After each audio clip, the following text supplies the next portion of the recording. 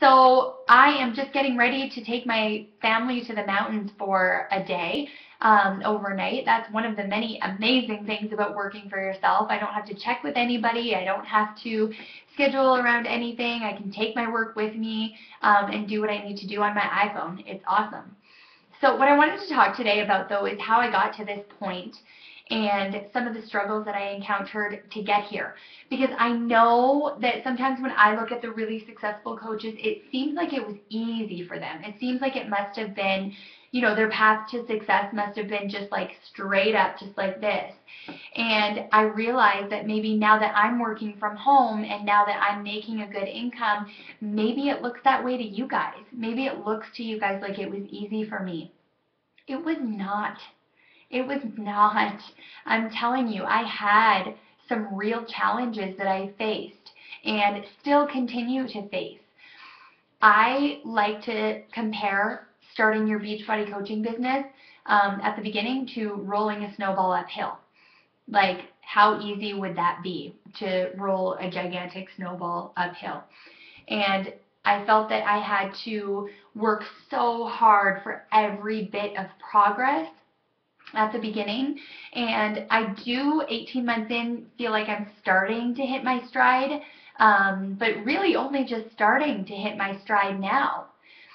But think about the fact that I've been failing like constantly since I started. I fail at things like almost on a daily basis. But I have been failing forward and I've been learning from my failures along the way. So just keep that in mind, guys.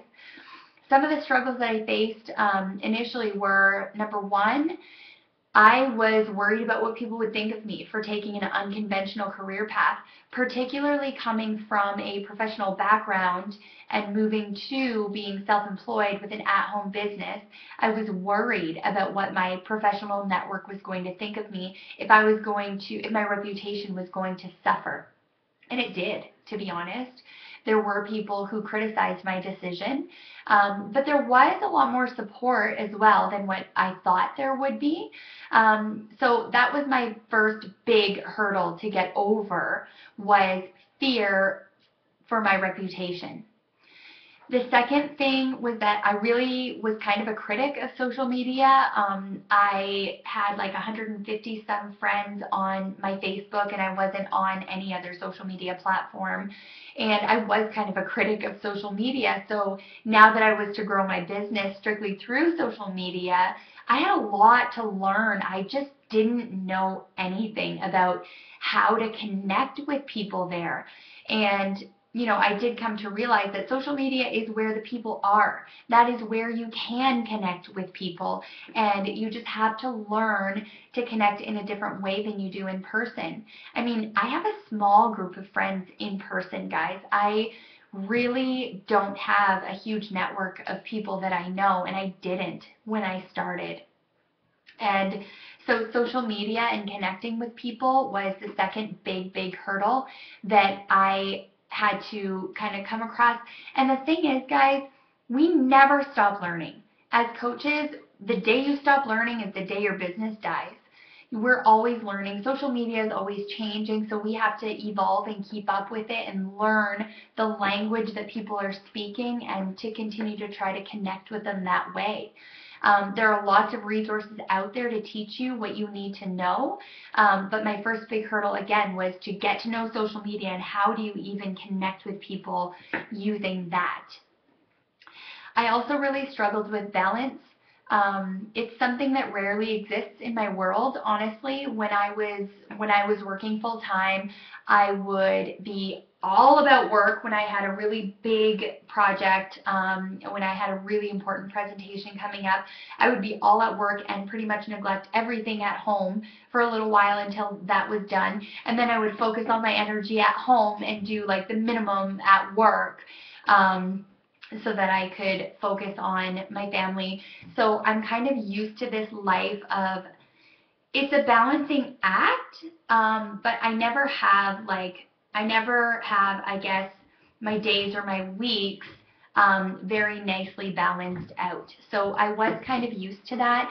However, becoming self-employed and building my own business and working from home is a whole different dynamic than what working at work is, because you go to work and you can focus on work and it's all about your job there, whereas at home there are a million other things to do. So it was really stressful for me to hit my stride in terms of schedule, and really that's still always evolving and changing and growing.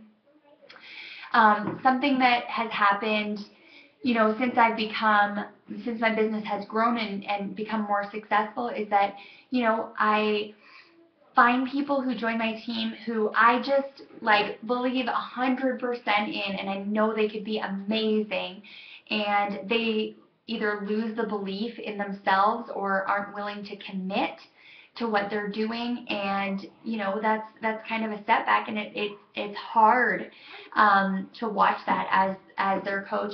I've had people who did amazing things and then decided that they wanted to quit and do something else, and that's a setback as well that was difficult for me to get over, because particularly when I had a diamond coach quit, I just wondered, how did I fail them as their coach? What could I have done differently? What should I have done that I didn't do? What did I do that I shouldn't have done? And it doesn't feel good. It was really, that was difficult for me to get over. But experiencing setbacks like that allows me to be able to help you guys when you experience failures and setbacks as well. I just wanted you guys to know that my path to the success that I've had so far has been more like this. It was not a straight up road to where I am now. And, my business is not where I want it to be yet. I have big goals. My biggest and the biggest driving force, I guess, right now is to be free of debt and to pay off our mortgage. And so that is where I want to be, and I just have this vision for my family and for our life. I have this vision of us having no mortgage and having no debt, and really no matter what happens in that situation, we are going to be okay. So despite the setbacks that I've experienced, there are two things that keep me going. There are two things that set me apart from coaches who have goals and want to accomplish something and don't really ever get there. Those two things are a vision for what my business is going to be, and secondly, a belief that I am going to do this. So I have to do self-development all the time. I am a big believer in self-development. If you're not doing self-development, I can guarantee you're not going to reach your goals. It's as simple as that, and it's that cut and dry. I read The Magic of Thinking Big, that book, and I continue to read it all the time to increase my belief in my own ability. So that's something that I also have struggled with, and something that I'm developing all the time. So I have this big vision for my family, and I have this belief that I continue to develop that I'm going to accomplish that goal. So what I want you guys to do is to really, really clarify the vision that you have for this business. What do you want? If it's not freedom from debt, if it's like an extra couple vacations a year, if it's retiring your husband from whatever he does, whatever your goal is, make sure it is very, very clear in your mind that you have a picture of this and it's something that means something to you. After you have that vision, do what you need to do to be able to believe in yourself and to believe that you can make that happen. Find some kind of self-development. The Magic of Thinking Big is amazing. I also listen to a lot by Tony Robbins or Anthony Robbins. He's wonderful. So find something that is going to increase your belief in your ability to do this. I don't know what that'll be for you, but find it and do it.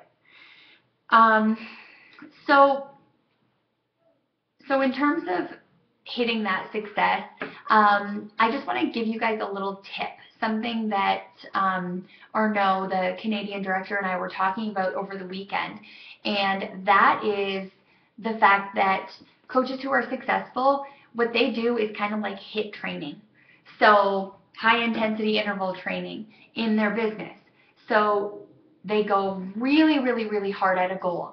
And whether your goal is to hit Success Club for the first, Success Club 10 for the first time, or hit Success Club 15, or add 5 coaches to your team next month, ask your brain how you can do that, and then implement strategies. Try things, and then try more things, and then try more things, but go hard until you've hit that goal, and then take a step back, figure out what you learned from the experience, figure out what your next goal is, and do it again. Go hard for it. So I've done this several times in my business, and it's really, really made a huge difference. So that's it, guys. I just wanted to share with you kind of what my journey has been like, and the fact that it has not been perfect and it has been far from easy, but it is the most rewarding work that I could ever imagine doing. And I know that the potential of this business is so far greater than what I had in my corporate career. I just have 100% belief in what we do, and 100% belief in our team that we are going to be those people who are consistent and who stay the course and who continue until we've reached our goals. So please comment below. Let me know what you think. Let me know some of the roadblocks you're experiencing, and let's talk about it as a team. Post it. You're going to find people who identify with what you're saying and people who need to hear what you're saying. So please, please, please post below, and let's get a conversation started.